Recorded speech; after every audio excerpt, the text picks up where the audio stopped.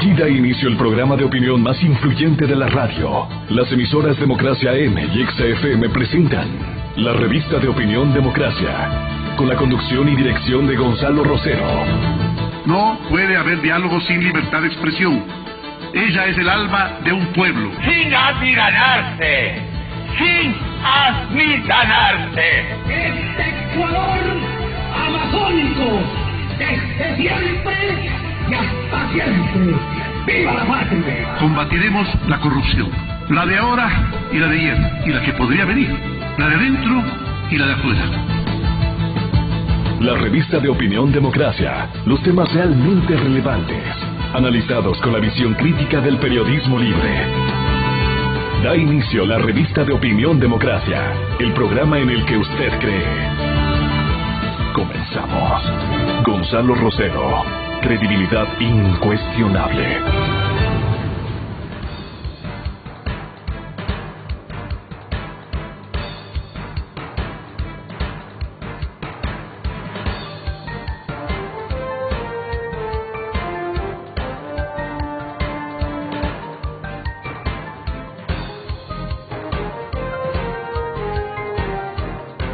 Buenos días, amigos, amigas, estamos iniciando ya este último día de la semana, pero además el último día del mes de julio, el 31 de julio, se acabó el mes, y claro, hemos tenido en medio de todo el trabajo que se le ofrece también a la ciudadanía, hemos tenido también que pedirles, ¿no?, la colaboración, el compromiso para seguir enfrentando esto que no va a ser de un día para el otro, pero que debe contar con ese compromiso. La vida sigue, suelen decir, pero también el tema de la deuda y de su negociación entra en entredicho, entre comillas, porque el Ecuador ha hecho un planteamiento. Es como cuando dicen, yo estoy debiendo y no quiero negar la deuda, voy a negociar. Y claro, al que le debemos tiene que entender las condiciones en las que están. Verónica, el gobierno nacional ha tenido una respuesta frente a un grupo, parece que minoritario, de los tenedores de bonos o bonistas, como se les denomina ahora, que intentan, lo que se esperaba pase después de la negociación, demandar para exigir el cumplimiento completo de esto que ya sin la pandemia teníamos unas dificultades para pagarlo y que íbamos a tener que entrar en una renegociación. El planteamiento serio, comprometido con el futuro del Ecuador, lo ha hecho este gobierno, eso no podemos discutirlo, no podemos negarlo, que hay una propuesta, eso analizaremos también con nuestros invitados, pero hay una definición de respuesta, Verónica. Pero en realidad se trata de un comunicado oficial, Francisco, muy buenos días, y la verdad es que sí, tiene mucho que ver con este proceso de negociación que a criterio de yo creo que la mayoría de los ecuatorianos realmente avanza de manera positiva. Y en este comunicado oficial lo que señala el gobierno nacional es que en el marco de la acción legal presentada por Contrarian Capital Management y la GMO, hoy se desarrolló la audiencia en la Corte del Distrito del Sur de Nueva York. Por solicitud de dicha Corte, y lo refiero con fecha 30 de julio por si acaso, por solicitud de dicha Corte, en un acto de buena fe, el Ecuador aceptó extender 24 horas hábiles el cierre de la votación, pasando del viernes 31 de julio al lunes 3 de agosto.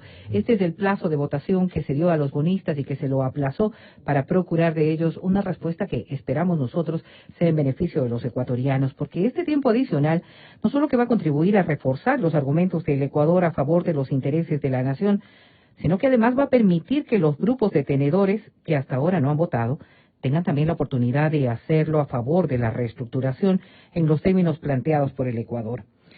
Es muy importante, dice este comunicado del Ministerio de Finanzas, señalar que el proceso de votación sigue su curso y que continúa de manera positiva, con una probabilidad alta de alcanzar el consentimiento necesario.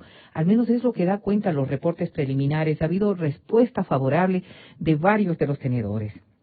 En el desarrollo de la audiencia, el Ecuador ha presentado contundentes argumentos que van a desestimar la infundada petición presentada por Contrarian Capital Management y GMO ante el tribunal. Confiamos en que recibiremos una decisión favorable para culminar con éxito el proceso de negociación de la deuda. El ministro Richard Martínez dijo claramente, defenderemos los intereses de los ecuatorianos y no permitiremos que un grupo aislado de tenedores con una posición mezquina intente lesionar económica y socialmente al país. Esta defensa no se trata solo de la soberanía, se trata además de valores, principios y el respeto a la legalidad. Y allí sí, nada que argumentar, Francisco. Valores, principios y el respeto a la legalidad, porque no es solamente defender la soberanía del Ecuador, sino que podríamos señalar también la justicia. Y para eso tú tienes invitados muy importantes que nos van a permitir entender un poco más cómo está la dinámica de aquello, y es fundamental que los ecuatorianos vayamos dándonos cuenta de que esto tiene que darse en la medida en que el Ecuador no tiene otra alternativa.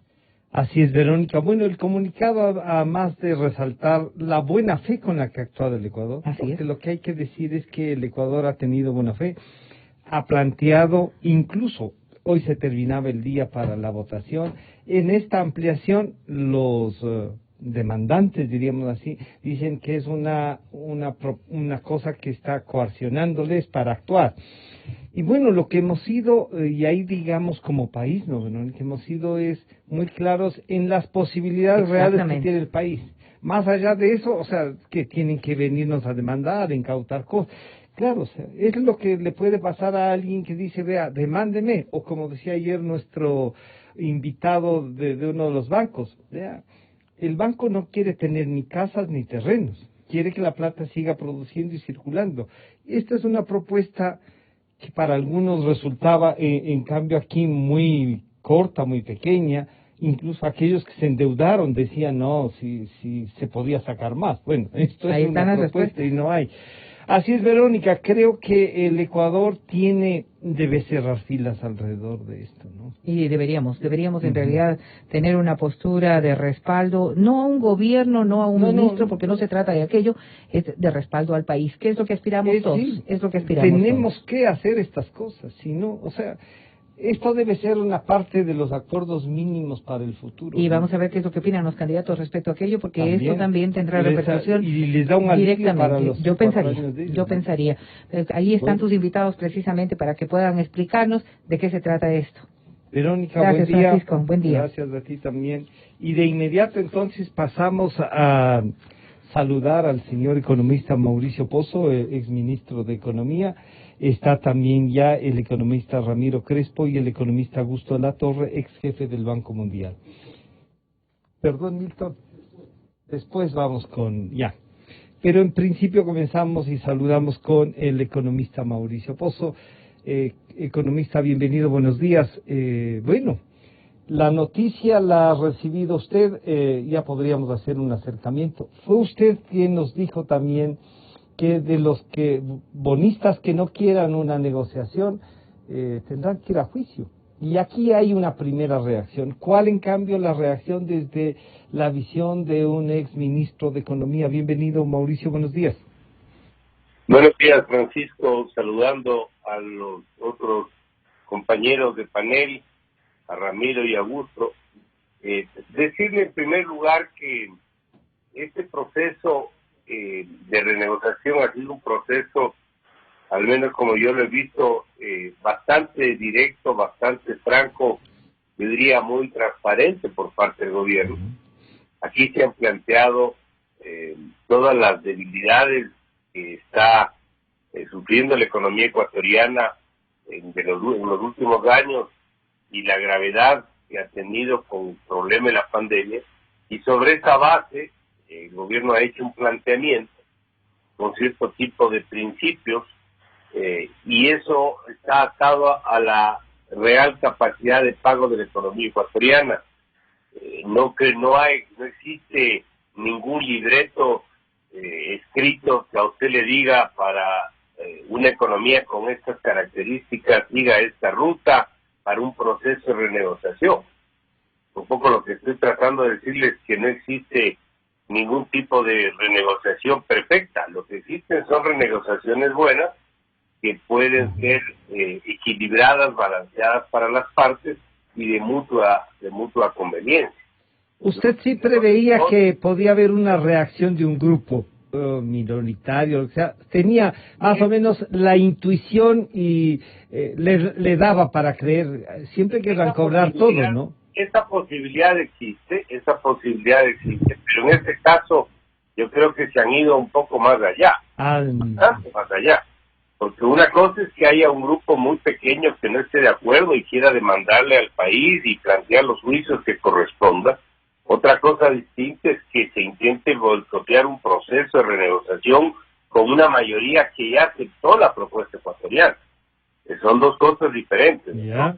Aquí hay entonces una actitud de que falle la operación y en esa falla obtener, qué sé yo, ventajas para ellos y claro, dañar, como usted ha dicho, dañar la negociación.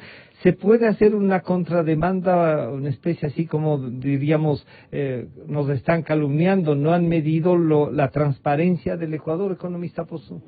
Bueno, el país hasta donde se puede conocer la información que está en los medios, se ha defendido, tiene sus propios abogados defensores de este tema, ha hecho los planteamientos que corresponden, es más, ha hecho un diferimiento de la fecha. Del día lunes, sí.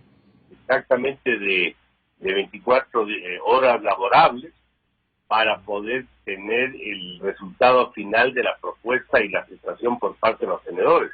Yo confío en que, tal como se ha venido produciendo el proceso, por el apoyo de los multilaterales que han estado de alguna manera de la mano en este esquema de buscar un arreglo saludable de la deuda, de la forma como ha procedido el gobierno y sus autoridades, finalmente terminen plegando la gran mayoría de acreedores.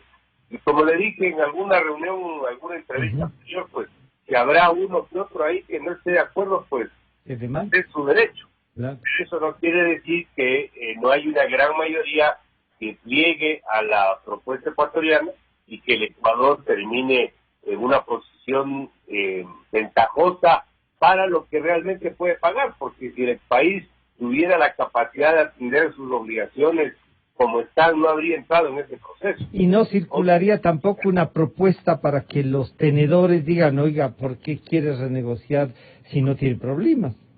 Así es. Además, me parece que el uso del término coercitivo es excesivo.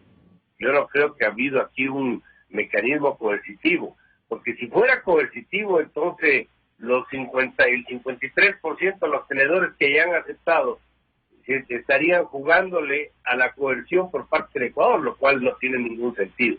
Entonces yo esperaría que las aclaraciones que se han dado en estas últimas horas, el aplazamiento de estas 24 horas en horario laboral para que haya la finalización del proceso, termine siendo positivo para el Ecuador, y el Ecuador termine dando un paso adelante en una parte de los problemas que tiene, porque con eso se ha resuelto todo, en una parte de los problemas y siga caminando en la solución de los dos.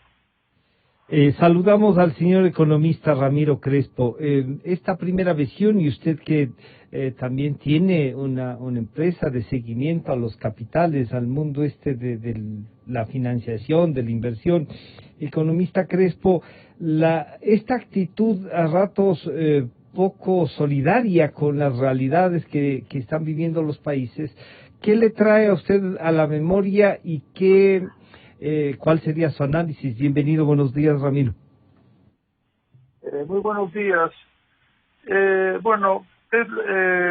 Estos fondos de inversionistas, lo fundamental para ellos es obviamente ser responsables con quienes invierten con ellos, con sus inversionistas, y tratar de conseguir los mejores términos para ellos.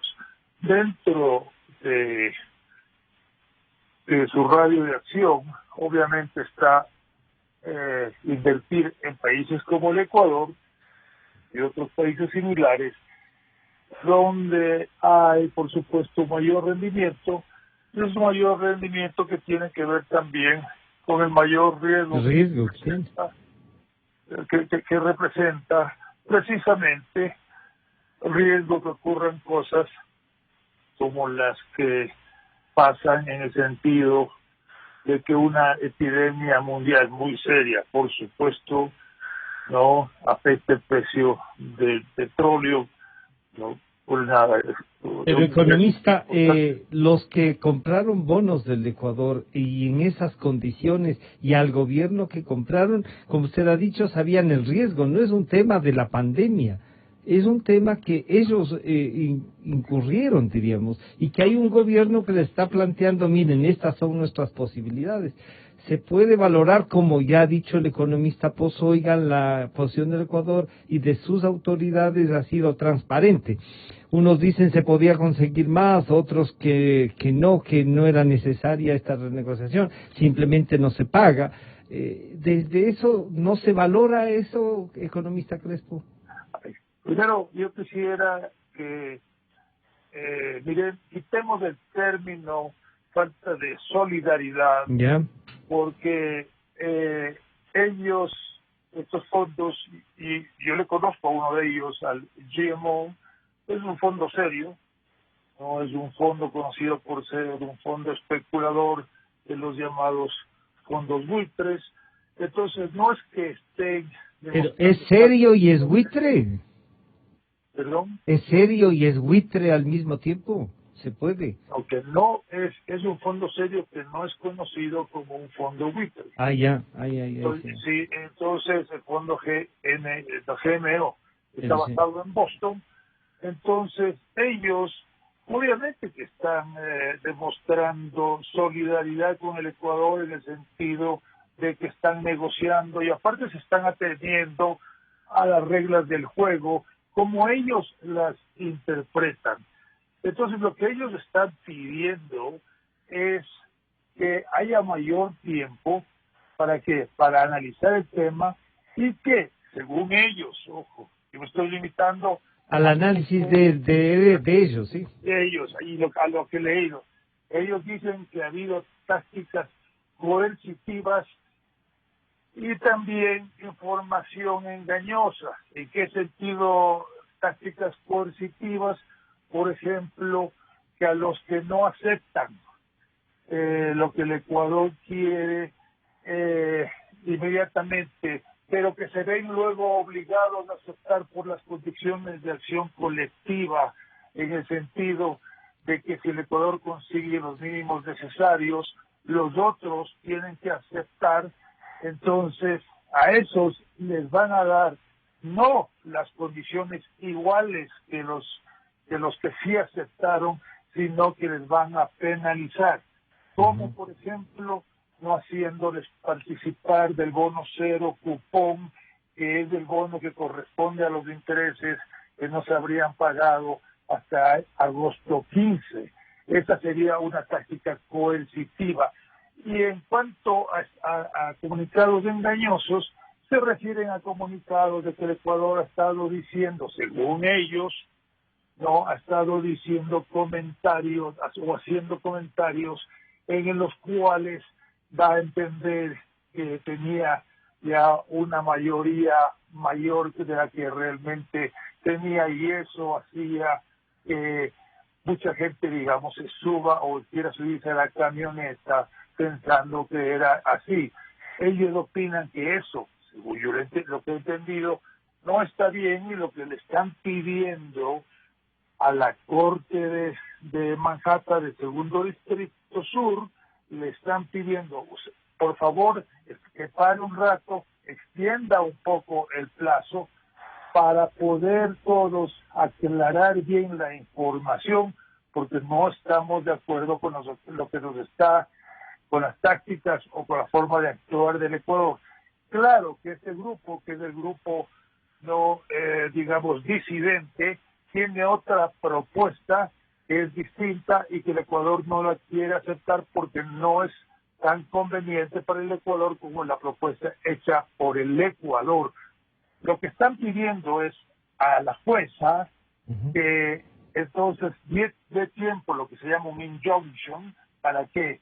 Para analizar el tema, y la jueza, que parece que no tiene mucha experiencia para comenzar, entonces, porque eso pasa también, ha dicho, muy bien, vamos a hacerlo hasta el día lunes, un día de trabajo, como muy bien dice, un día de trabajo, como bien dice Mauricio, para revisar el tema.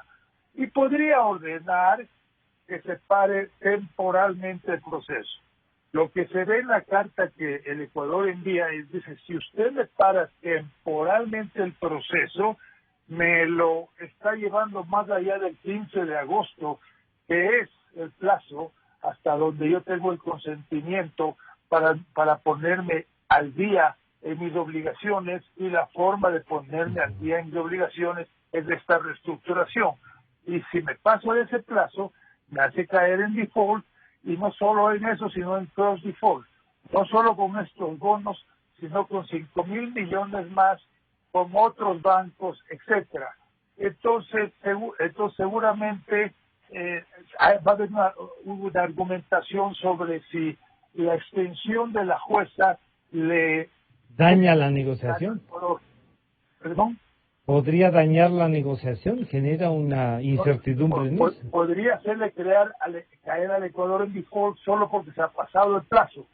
Eso es lo que en este momento se estaría discutiendo. Y ahora, el tribunal definitivo, ojo, el tribunal definitivo es la Corte de Arbitration de Londres, y a eso le tiene que llevar un trustee, o sea, un mínimo de los votos. Pero en este caso no es un juicio de ese estilo, sino es una tramitación para la culminación de esa negociación. Economista Pozo, de lo que nos dice el economista Crespo, entonces, entendido lo que están proponiendo, y claro, ahí tienen mecanismos. Al parecer, más bien lo coercitivo podría venir de parte de estos bonistas o tenedores de bonos, que lo que quieren es frenar para mejorar su posición en esta negociación, al saber que el Ecuador ya cuenta con más del 50%. ¿Así podríamos tener esta lectura, economista Pozo? Bueno, precisamente por ese elemento es que está en manos de una jueza para que dirima sobre la propuesta ecuatoriana y lo que están alegando este grupo minoritario. Ella tiene que ver, o esta persona tiene que ver la argumentación que están planteando para dar paso o no dar paso. Pero yo creo que el daño que le podría provocar al país va un poco más allá inclusive. Fíjense, obviamente existe el riesgo del cross default. El cross default no es más que una norma donde si usted declara de plazo vencido o unos tenedores, se hace extensivo al resto. Es decir, entraríamos en un proceso complicado con un grupo mucho más grande de acreedores del país. Pero adicionalmente es el daño interno para la propia gestión de política económica del gobierno. El que se haya hecho un anuncio, que se haya de alguna manera ilustrado las bondades del mismo, y que después por razones X eso no prospere, la posibilidad de la accionar de la política económica para el gobierno en el país se va a volver muy complicado. Ya estamos hablando de un gobierno débil, de un gobierno sin fuerza política para empujar una serie de reformas. Está buscando, por ejemplo, ahora un acuerdo de plazo corto con los multilaterales, con el Fondo Monetario, lo cual va a requerir otras reacciones también. Entonces, salir de un proceso de esta naturaleza que termina de alguna manera inhabilitándose, fallando por las razones que sean, y entrar a poder promover otro tipo de reformas, se vuelve un daño mucho más intenso de lo que ya sería la propia situación del mercado internacional. Entonces, sobre esa base yo esperaría que los argumentos esgrimidos por el país hayan sido lo suficientemente sólidos, y la jueza que tiene que dirimir sobre el caso termine dándole la razón a la posición ecuatoriana y de alguna manera dejando de lado esta argumentación de que fue una posición coercitiva o algún tipo de mecanismo de esa naturaleza para tratar de manera distinta a unos tenedores y a otros. Economista Pozo, el señor economista Crespo nos decía, no, hay que sacar la palabra solidaridad. Y parecería entonces que sí tiene razón, porque en este mundo de las finanzas, de esto de la solidaridad no puede contar, sino es una negociación, simplemente. Así es. Yo estoy de acuerdo con lo que dice Ramiro. O sea, aquí los actores no están operando por solidarios o no solidarios. Es de conveniencia. Una relación para el país y de conveniencia o no para los tenedores de bonos. O sea, es mucho más cruel y crudo, pongámoslo así, el proceso. Obviamente el Ecuador tiene algunos temas que no le ayudan. Y por ejemplo, la moratoria del año 2008-2009 del gobierno anterior no le ayuda, porque hay un precedente de comportamiento, ¿no? Pero así como hay eso, hay una actitud distinta de las autoridades de la época que, recordemos, jugaron con el mercado, porque lo que dijeron es no vamos a pagar la deuda. Y compraron. Y cuando estaba abajo dijo ahora sí recompro. Es bastante diferente al proceso que se ha seguido ahora, que ha sido un proceso mucho más, no solamente profesional y técnico, sino directo y transparente, diciendo, vea señor, esta es la situación, nuestra capacidad de pago es esta, y la propuesta sobre la cual ustedes van a seguir recibiendo un flujo de recursos producto de su inversión en bonos ecuatorianos, es esta, y el Ecuador en esas condiciones puede seguir adelante. Así que existen estos elementos que están dando vueltas al proceso y, como digo, esperemos que sea favorable al Ecuador. Economista Crespo, entonces, ¿usted tiene previsto algún otro comportamiento, además de lo que diga la jueza? Usted nos comentaba, va a ir a la Corte, y la Corte, claro, lo que hay que anticiparnos es que no llegue al 15 de agosto, porque si pasa del 15 de agosto, pasa todo lo que usted mismo nos ha descrito. ¿Este comportamiento internacional podría variar antes de una resolución de la Corte, economista Crespo? Básicamente, me gustaría precisar... Por favor. Yo creo que ninguno de los tenedores de deuda quiere llegar al peor escenario, que es obviamente una moratoria. Ninguno de ellos. Inclusive ese grupo que se opone a la propuesta del Ecuador porque cree que el Ecuador la puede mejorar. Entonces, lo que están pidiendo es más tiempo para, como digo, para que se aclaren las cosas, para que todo el mundo pueda conocer la información bien, y que lo que ellos llaman prácticas coercitivas del Ecuador e información engañosa se aclare, etcétera, etcétera. Pueden, como no pueden, tener razón, pero están usando eso. Ahora, esto es una cuestión temporal, porque cualquier juicio relacionado a los bonos como tal, a los bonos que se están reestructurando, a los bonos que se están cambiando por otros, eso tiene que ir a Londres y tomaría muchísimo tiempo, y nadie quiere ese tiempo, nadie quiere hacerlo, porque obviamente ya el Ecuador entraría en moratoria, que es lo que no le conviene, primero al Ecuador, y segundo, a los tenedores, porque ahí no conseguirían nada, sino unos bonos que estén impagos, bonos basura.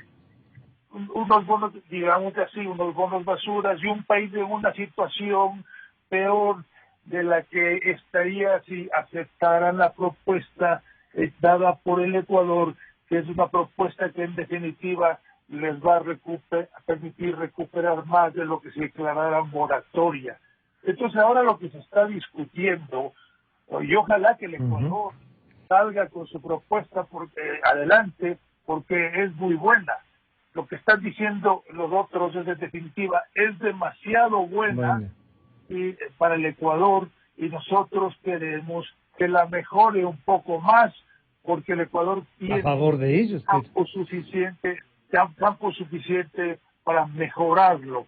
Todo depende, por ejemplo, también de los modelos que se han presentado y cosas por el estilo de sustentabilidad del crecimiento económico y del pago de la deuda. Es decir, que el país pueda crecer para satisfacer las necesidades de la población y también pagar la deuda. Entonces, esa es la discusión. Y una cosa que también el gobierno tiene que tomar en cuenta, y me imagino que lo está haciendo, porque realmente la estrategia del Ecuador hasta ahora ha sido brillante en cuanto a la forma como lo manejó. Primero pagó los bonos de 320 millones, luego solicitó el consent, luego hizo la propuesta de intercambio. Ojalá que se pueda llegar a un valore eso. Porque hay que tomar en cuenta también lo siguiente, es que no solo es importante el acuerdo que se llegue, sino que se llegue a tener tal ambiente de armonía, si lo quiere poner así, que mañana regresar al mercado sea mucho más fácil que el Ecuador, y que los que se quedan afuera descontentos compren nuevamente deuda ecuatoriana en vez de quedarse descontentos, mejor dicho. Y en un conflicto con el país. En un conflicto con el país. Una cosa que sí le puedo decir es que si el equipo económico fuese a salir en este momento, y especialmente el ministro, pero el equipo económico que le rodea fuese a salir, el riesgo país subiría. Se dispararía de inmediato. Yo creo que estamos en un ambiente de respeto entre las partes, en que están usando... Pero esa agresión que tiene la demanda, economista Crespo, ¿cree que es una de respeto mutuo? Porque como ha calificado el propio gobierno ecuatoriano al decir que esta actitud agresiva de estos demandantes es una dificultad, economista Crespo. Pues claro, obviamente ya están usando un vocabulario bastante fuerte, y especialmente en la carta primera que le dirigieron a los abogados, en la cual se dirigen en términos muy duros a los abogados. Sí, bueno, esto de denominar que hay una actitud coercitiva, están diciendo que estamos actuando mal, pues ya como país, frente a lo que el economista Pozo y usted nos han dicho que más bien el Ecuador ha sido transparente. Pero una cosa es que nosotros hemos pedido que el Ecuador ha hecho muy buenas presentaciones, etcétera, pero otra es la percepción de ellos. En el grupo disidente, ojo que ellos están negociando todos los días, etcétera, ellos sienten que están dando información que todavía no es completa antes de tiempo, de tal manera que todo el mundo, como usando la expresión que se ha vuelto aquí tan común, se suba a la camioneta. Y ellos dicen, no, es una información engañosa, todavía no es así. Pero hasta ahora el Ecuador está avanzando en el camino de conseguir sus objetivos, y precisamente por eso... Usted hace la consideración esa sobre las autoridades. Economista Crespo, está ya en línea el señor economista Augusto Latorre, ex jefe del Banco Mundial. Economista Latorre, bienvenido, ex gerente del Banco Central del Ecuador. Bienvenido, buenos días. Comentábamos con el señor economista Mauricio Pozo y el señor economista Crespo, Ramiro Crespo, esta actitud, ¿no? Esta negociación un poco, ahora negociación casi pública, digamos, en virtud de este intercambio de comunicaciones, las calificaciones mutuas. El gobierno también ha tenido una respuesta. El Ecuador tiene, por lo que les han sostenido nuestros dos primeros invitados, una posición transparente y una posición clara de futuro. Para algunos no es la mejor, se podía conseguir más, pero ya vemos que los bonistas minoritarios dicen no, están consiguiendo demasiado y queremos frenarla. ¿Cuál es su lectura desde ahí? Buenos días, bienvenido. ¿Cómo está? Buenos días. Un gusto estar acá con mis colegas para conversar de un tema tan importante como es la reestructuración de la deuda soberana del Ecuador. Y lo primero que me gustaría mencionar es que no hay que asombrarse de que tengamos minoritarios, que no estén satisfechos con la propuesta que el Ecuador ha hecho.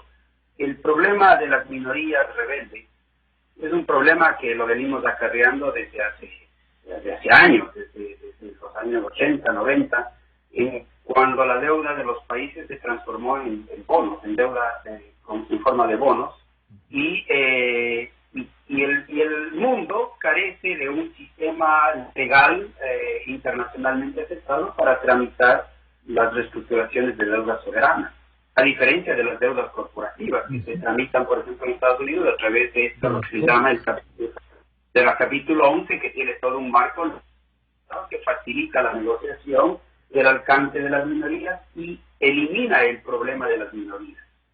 En cambio, en el caso de las deudas corporativas, hay miles de tenedores de bonos descentralizados. Entonces, como no hay un marco general legal, siempre van a haber el problema de las minorías. Y el modo como los acuerdos de deuda soberana han tratado de resolver el problema de las minorías a través de algo que se conoce como las cláusulas de acción colectiva, que están incorporadas en los contratos legales de los bonos. Y esas cláusulas de acción colectiva tienen varias provisiones. Por ejemplo, que se puede llegar a un acuerdo si se alcanza una mayoría calificada. En el caso del Ecuador, en el agregado necesitamos el 76% del valor social. 76.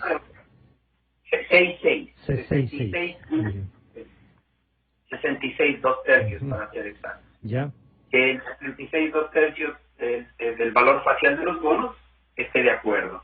Estamos en el proceso de tratar de alcanzar el 76%. Estamos más del 53, dicen, ¿no? Sí, yo creo que no sabemos los números exactos, pero creo que estamos ya más, incluso yo pienso que estamos más allá del 70. Ojalá sea así. Entonces esas minorías se dan cuenta que van a perder. Y entonces hacen, digamos, las patadas del abogado. Y lo que ellos quieren, detrás de todo el argumento legal que ha ido a la jueza de Nueva York, que es un argumento sofisticado y que se refiere a que y dice que el Ecuador está actuando de manera un poco coercitiva. La jueza, según los reportes de Bloomberg, ha sido muy escéptica de estos argumentos y los ha desestimado, ha pedido más información, ha pedido que el país extienda por un día lábil más el tiempo para los votos. Pero en el fondo lo que quieren las minorías es que se les pague más que a los otros. Claro. O sea, lo que hay es un oportunismo y una ambición, y por eso es que a veces se les conoce como fondos buitres, porque ellos compran la deuda de un país a un precio bajo con el único objetivo de causar problemas, hacer ruido y meterse en las cortes para tratar de conseguir tratamiento preferencial.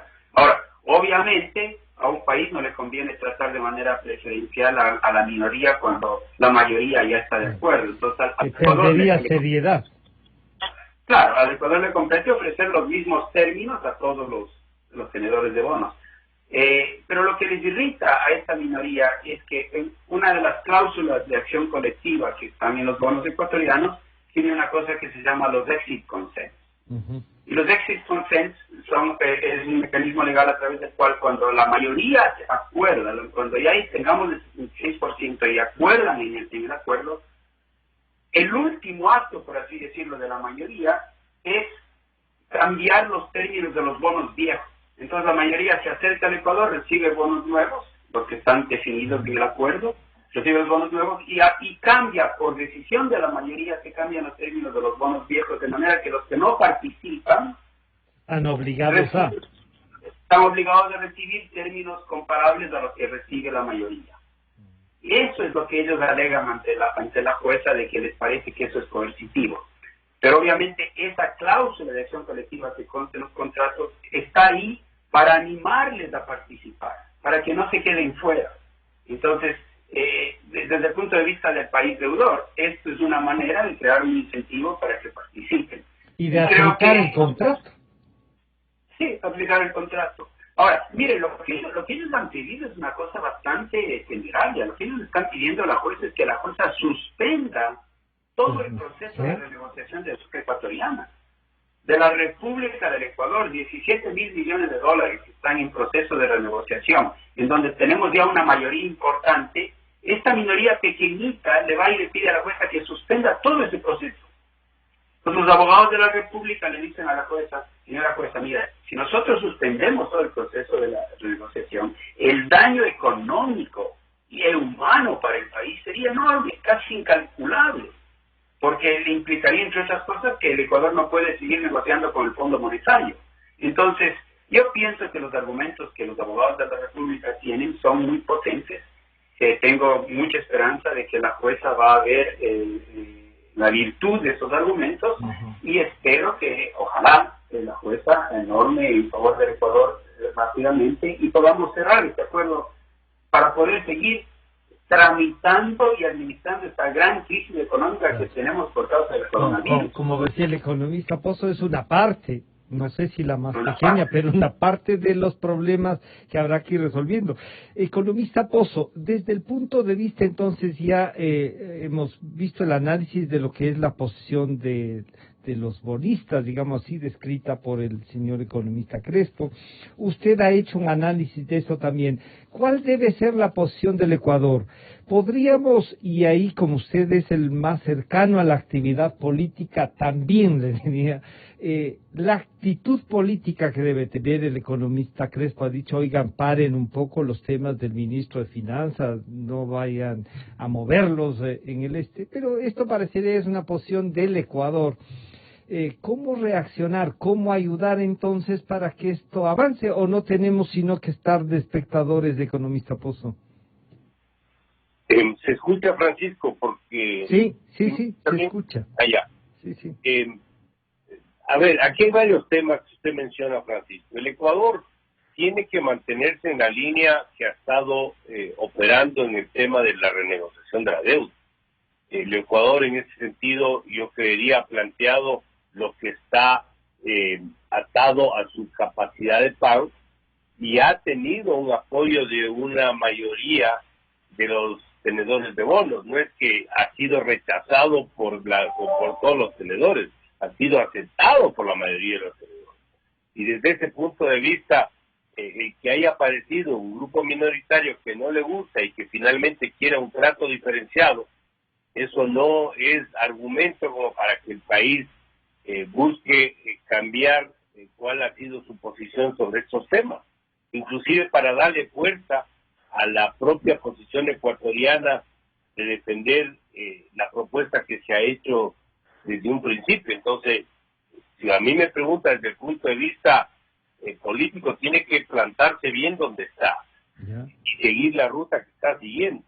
Eso obviamente tiene que venir acompañado de otras decisiones. Hay que hacer un trabajo político al interior del gobierno para varios sectores, para no dar, por ejemplo, espacio para que prosiga el tema del juicio político al ministro de Finanzas, que no tiene presentación alguna. Imagínense lo que significa meterle al ministro en un juicio en una coyuntura donde está este rato jugándose el proceso de renegociación de la deuda externa con los tenedores. Conspira al igual que con los minoritarios. Pero fíjese, además hay otro tema que quería notar. Yo quisiera, para que fíjese aquí, palo porque bogas y palo porque no bogas es un poco. Se decía que la propuesta no era buena por algunos sectores. Sí. Una crítica de que podía conseguir mucho más, que nos estamos entregando a los tenedores, una serie de comentarios en esa dirección. Y ahora parece que según alguna visión, más bien es demasiado buena la propuesta. Claro, están sacando ventaja a los ecuatorianos, dicen, ¿no? Claro, entonces aquí le diga lo que diga, haga lo que haga, le van a caer encima. Entonces, ante una coyuntura de esa naturaleza, a mí me parece que hay que defender principios, hay que defender conceptos. La negociación planteada por el Ecuador es una negociación que ha conseguido bajar la tasa de interés que se pagaba a una nueva de un 40%, del 9.2 al 5.3. Ha conseguido diferir liquidez hacia adelante, aliviándole el tema a ese gobierno y a los dos siguientes gobiernos. Ha reducido el valor presente de los flujos de un 52% y un 9% en el valor parcial de los bonos. Ha postergado las fechas del 2030 al 2040, es decir, existen una serie de elementos que conforman como una negociación y una propuesta que, sin ser perfecta, es una buena propuesta.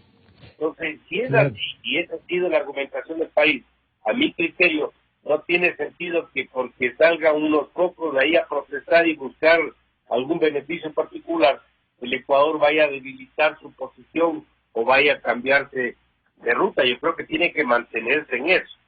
Obviamente, como dije, esto no está suelto del resto. Claro, está atado esto, ¿no? Está atado todo.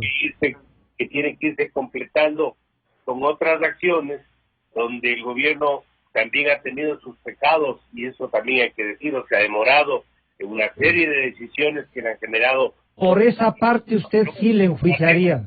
De esto que lo que estamos en este momento enfocados. Economista, para pasar donde el economista cree, por esa otra parte que se han demorado y todo, usted sí le enjuiciaría al ministro. No. No. Yo no estoy en esa línea. ¿No? Bueno, yo creo que la gestión del ministro ha sido una gestión favorable. Póngase a ver. Lamentablemente, el cambio de dirección, Francisco, se produjo a los 2 años del actual gobierno. Ya. Tuvimos 2 años donde se desperdició, a mi criterio, un tiempo muy valioso, donde se pudo haber hecho muchas cosas y con un capital político mucho más grande que el que ahora tiene. Pero obviamente ya estamos donde estamos, hay que tratar de resolver las cosas dada la coyuntura. Economista Crespo, planteado así entonces, yo veo con mucha más, digamos, esperanza la del economista Latorre. Dice, oigan, sí, pero yo creo que se puede ir resolviendo. Usted, de la experiencia, ¿hay algún parangón, economista Crespo, a esta negociación, a este momento que está viviendo el Ecuador, que diga, si hay, siente usted desde la técnica, que también hay alguna mano política que esté moviendo a los tenedores, como aquellos que suelen decir, no vamos a pagar y terminan comprando bonos que estaban al 27, en 35%, algo de eso puede pasar, economista Crespo? Bueno, yo lo que creo es que este es un tema de tenedores de deuda, donde la política local, en el sentido de, inclusive he oído comentarios de que tal vez políticos locales están tratando de influir de la oposición a los tenedores. Yo creo que eso no hay. No hay, no. Una cosa que me gustaría comentarle es, yo hace algún tiempo he estado diciendo... Usted considera a GMO como un grupo muy serio, ¿no? El otro no tanto parecería. El otro no lo conozco, pero GMO lo conozco. Y ojo, hay que tener en cuenta lo siguiente. GMO inició una acción legal contra el Ecuador más o menos en el año 2016, 2015, por los bonos 2012 y 2030 que fueron declarados en moratoria por el presidente Correa, que el país quedó muy mal porque pudiendo pagar demostró que no quería pagar. GMO le inició una acción legal e inmediatamente las autoridades ecuatorianas llegaron a un acuerdo fuera de corte que no se conoce, pero lo que sí le puedo decir es que de los 4.000 millones de dólares más o menos de bonos 2012 y 2030 no se han retirado ninguno de los que el Ecuador compró, y en este momento lo que está indicando el Ecuador en sus páginas de deuda, 200, 300 millones, ¿no? Es lo que realmente el Ecuador debe a terceros, pero el Ecuador es a la vez acreedor y deudor de los bonos que compró y que no los ha retirado y que seguramente los debe tener en un vehículo especial, y que y ahí se queda un problema que se llama confusión, en que el deudor y el acreedor es el mismo. ¿Y qué es lo que pasa? Al no retirarle, sigue constando como deuda.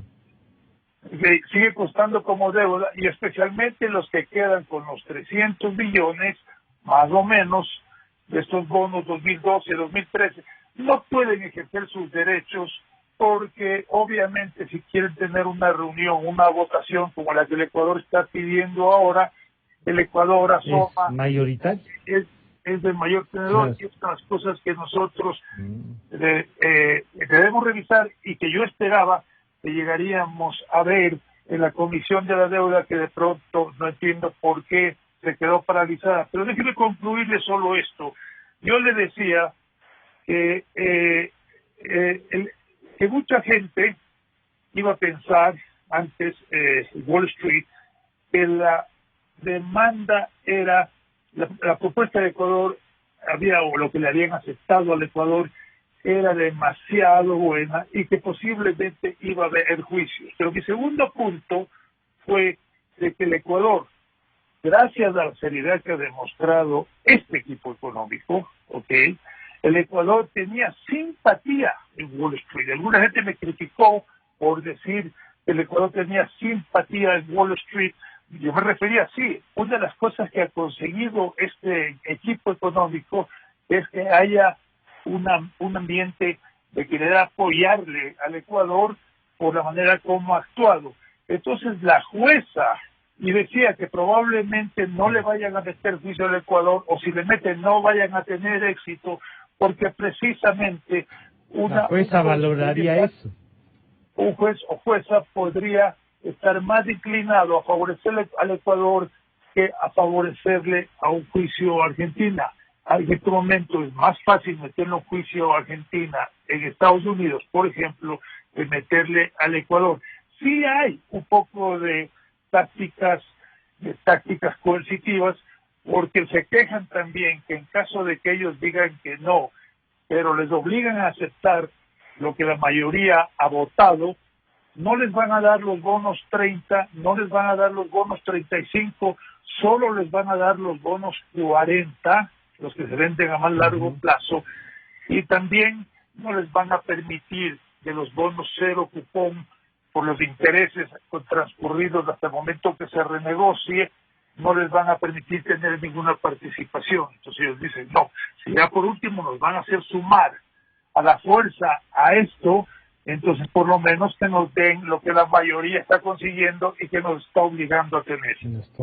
Economista Latorre, así planteado el tema, usted nos decía, y yo veo que se puede decantar por ahí.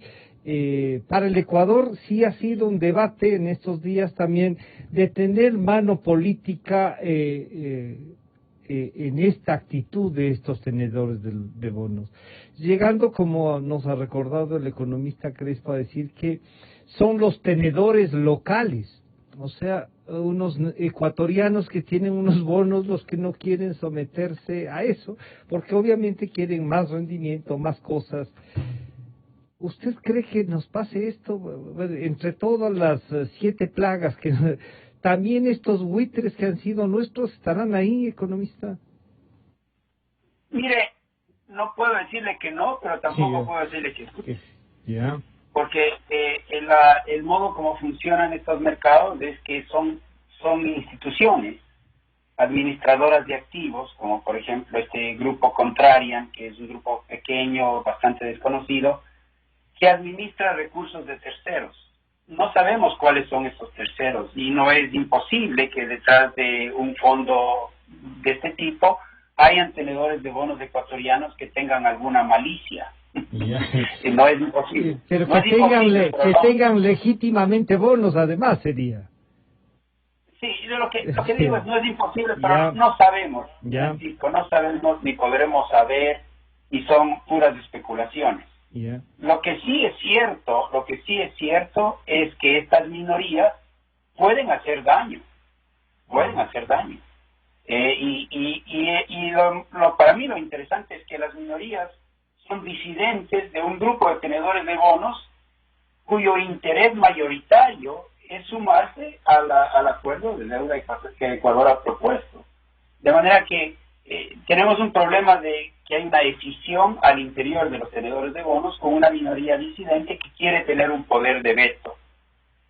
Pienso que los argumentos de esta minoría no van a prosperar. Pienso que la jueza en su reacción inicial ya ha sido bastante escéptica de los argumentos presentados por este grupo minoritario.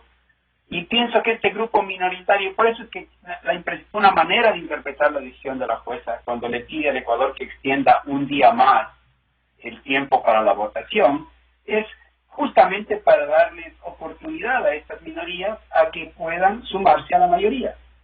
Acuérdese que cuando una institución decide votar a favor de la reestructuración de deuda propuesta por el Ecuador, necesita más o menos 72 horas para hacerlo, porque tiene que pedir un código, tiene que pedir el permiso, tiene que tramitar, tiene que enviar el voto. Entonces, una manera de leer la petición de la jueza es, miren, extienda un día más para que esta minoría se anime a entrar. Porque si lo que la minoría pide es un tratamiento igual a los demás, pues entre con los demás. Claro. Sí. Si es lo que quiere, pues únase al equipo y suba hacia la camioneta, por así decirlo. Entonces es una manera de interpretar las cosas, y por eso le digo que este tema de las minorías no se lo puede eliminar, pero creo que el Ecuador ha actuado, ha tomado los pasos con suficiente buena fe, transparencia, profesionalismo, que como decía Ramiro, ha creado un buen ambiente, hay mucho apoyo en el mercado internacional, en el sector oficial internacional, Fondo Monetario, Banco Mundial, etcétera, en favor de que se concluya el acuerdo de deuda con el país. Esperemos entonces que este lunes tengamos buenas noticias. De la percepción que tiene allá y de los diálogos que usted debe mantener permanentemente, además le han convocado y le han comprometido en esto de asesorar en esta etapa difícil, ¿no? Como decía el economista Pozo, Mauricio nos recordaba un gobierno débil sin una fuerza política, y hay economistas como usted que se arriesgan a decir, sí, bueno, estos son los momentos en los que hay que arrimar el hombro. Los tres han arrimado ahora el hombro para el análisis y sostener. ¿Cuál sería el mensaje entonces final de esto, señor economista de la Torre? Mire, yo lo que pienso es que todos los ecuatorianos tenemos que entender que estamos viviendo la crisis económica más severa y más complicada que el Ecuador ha tenido en los últimos 100 años. Y tenemos que acercarnos a esta crisis con el realismo que la crisis demanda y con la seriedad que la crisis demanda. No es un tiempo para jugar a politiquería, no es el momento para separarnos ideológicamente, es el momento para trabajar juntos para administrar esta grave crisis. Y la administración de esta grave crisis requiere tomar pasos importantes en muchos frentes, uno de los cuales es el de la deuda externa. Entonces, una vez que demos ese paso y lo podamos cerrar, se nos va a abrir un poquito de oxígeno para tramitar los otros graves problemas que tenemos que lidiar. Y tenemos al menos dos grandes problemas. El uno, que vamos a seguir con una gran escasez de recursos fiscales. Pase lo que pase, incluso si tenemos el acuerdo con el fondo, vamos a tener una escasez de recursos fiscales, los recursos van a estar limitados, hay que usarlos para gastos prioritarios y no todo el mundo va a poder recibir lo que esperaba recibir. Los GAT, las universidades, los servidores públicos, todos van a tener que aceptar que los recursos son escasos y no pueden vivir como si hubiera vivido antes del COVID. Entonces tenemos el problema de la escasez de recursos fiscales que tenemos que administrarla inteligentemente, pensando las prioridades que son más importantes para la sociedad. Y segundo, tenemos un problema seriosísimo en la economía. Vamos a tener un problema de desempleo enorme, un crecimiento exponencial de la informalidad, un crecimiento de la gente, del número de ecuatorianos que vive del día a día, y un problema de tejido productivo tremendamente serio, porque vamos a tener la quiebra, el cierre de muchísimas empresas. Entonces la economía va a estar, digamos, planchada por un tiempo y vamos a estar a encontrar los caminos de la recuperación, preservando la dolarización. Entonces ese desafío es un desafío de enorme importancia, y después uniendo las dos cosas, el tema del empleo con el tema de la fiscal, tenemos el gran problema de la seguridad social, cuya reforma se nos adelantó. Yo creo que el primer paso que va a tener que dar el próximo gobierno es la reforma profunda e integral de la seguridad social, en donde los ecuatorianos van a tener que hacer un sacrificio y aceptar que las condiciones de las futuras pensiones van a tener que ser menos generosas porque no nos alcanza. Entonces, mire usted, tenemos una gama de desafíos tan importantes que nos conviene estar juntos, trabajar cooperativamente y resolver los problemas uno por uno y bien. Y al menos en el tema de la deuda externa hemos avanzado bien, hemos dado los pasos correctos. Ojalá lo podamos cerrar porque necesitamos ya poner ese capítulo detrás y enfrentar los otros tan difíciles que tenemos. Parece entonces que es el momento de la sensatez y de los sensatos. Esperemos que los movimientos y partidos políticos en su inmensa gama en el Ecuador nos propongan nombres así, pero yo les comprometo en cambio para que de los temas que ya nos han señalado que van a ser difíciles, podamos irlos analizando en los próximos días, así como ustedes han sido en esta mañana generosamente. Queremos agradecer entonces al señor economista Mauricio Pozo, al señor economista Ramiro Crespo y al señor economista Augusto Latorre. Muchas gracias por compartir a los tres. Estaremos en contacto.